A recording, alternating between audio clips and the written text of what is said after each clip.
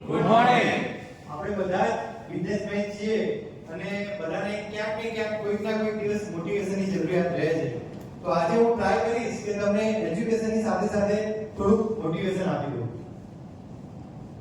અમૃતકાળ એટલે શું કોઈ કહી શકશે?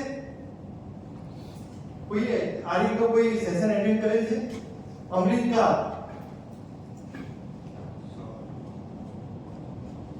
અમૃતકાળ એટલે એવો સમય જ્યારે કોઈ વ્યક્તિ કે કોઈ કંપની માટે સારામાં સારો સમય ચાલતો હોય ને ત્યારે એવું કહી શકાય કે એના માટે અમૃતકાળ છે.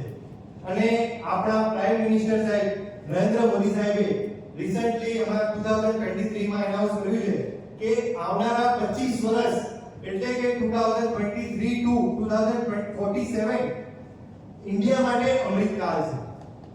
તો શા માટે એવું શું થઈ રહ્યું છે કે ઇન્ડિયા માટે આવનારા 25 વર્ષ અમૃતકાળ છે?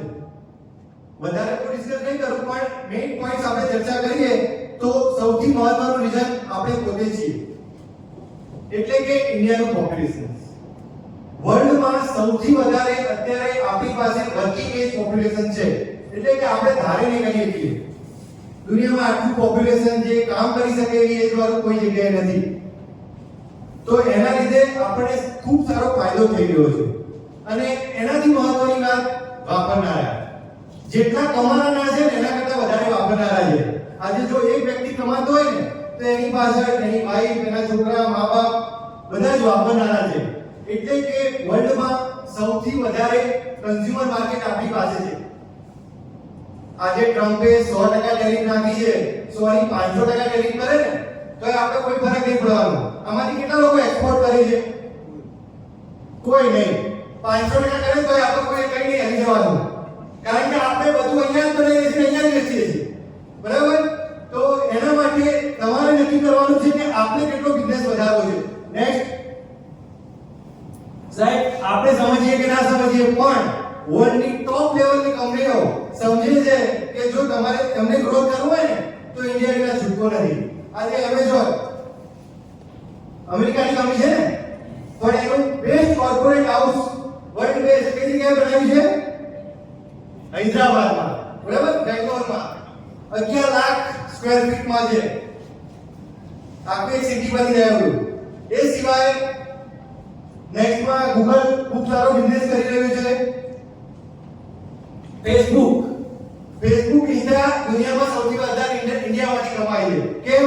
કારણ કે આપણે બધા નવરા છીએ આખો દિવસ સિરીઝ જોવા અને એડવર્ટાઇઝમેન્ટ જોવા. તો એના લીધે સૌથી વધારે દુનિયામાં એને બેનિફિટ થાય છે. એપલ, આઈફોન પોતાના મેન્યુફેક્ચરિંગ ઇન્ડિયામાં સ્ટાર્ટ કરી દીધા છે. એને ખબર છે ઇન્ડિયામાંથી કરવાનું છે. સેમસંગ છે પોતાની બધી જ વોચ ઇન્ડિયામાં બનાવે છે, ઓલ ઓવર વર્લ્ડમાં એક્સપોર્ટ કરે છે. તો આ બધા લોકો સમજે છે કે ઇન્ડિયામાં ખૂબ ફ્યુચર છે. તો આપણે બધાએ પણ સમજવાનું છે કે આવનારો સમય ઇન્ડિયા માટે છે. આપણા પાસે ખૂબ પૈસો છે, ઘણા બધા લોકો જોડે છે. જો એનું એક્ઝામ્પલ લેવું હોય તો અમદાવાદનો કોલ્ડ પ્લે કોન્સર્ટ હમણાં થોડા સમય પહેલા થઈ ગયો. કેટલાનું ટર્નઓવર થયું છે સાહેબ? 240 કરોડનો તો ખાલી ઓર્ગેનાઇઝેશનની ટિકિટની આવક છે. એ સિવાય જો રિક્ષાવાળા ગણીએ, ટ્રાવેલ્સવાળા ગણીએ, હોટલ્સ ગણીએ, મેટ્રોની આવક ગણીએ, ફૂડ જોઈએ, આજુબાજુમાં લોકો આયા પછી ફરવા ગયા, એ બધી આવક ગણીએ ને તો ખાલી 2 દિવસમાં અમદાવાદમાં 500 કરોડનું ટર્નઓવર થઈ ગયું. આપણે બધાને ક્યાંક ને ક્યાંક તો બેનિફિટ થયો છે, કારણ કે કોઈ કમાયું છે તો એ વાપરશે ને એ વાપરે. તો આપણે ફૂલ પૈસા વાપરીએ છીએ. આજે તમને એવું કહેવામાં આવે કે આઈફોન 1.5 લાખનો છે તો સાહેબ આપણે ના લઈએ, પણ એવું કહેવામાં આવે કે 10,000 ની ઈએમઆઈ પર લેવાનો છે તો મોટા ભાગના એ રીતે જ છે. બરાબર ને? વધારે તો સમય નહીં. તો next Coldplay concert. Next at the end એક સ્ટેટમેન્ટ, વેલ-નોન સ્ટેટમેન્ટ છે, રિસન્ટલી આપવામાં આવ્યું છે, તો એ ચર્ચા કરીને પૂર્ણ કરીશ. કોણ છે? નંદન નીલકર્ણી, કો-ફાઉન્ડર ઓફ ઇન્ફોસિસ. સાહેબે હમણાં જ કહ્યું છે કે આવનારા 10 વર્ષમાં ઇન્ડિયામાં 1 લાખ ન્યૂ સ્ટાર્ટઅપ રજીસ્ટર થવાના છે.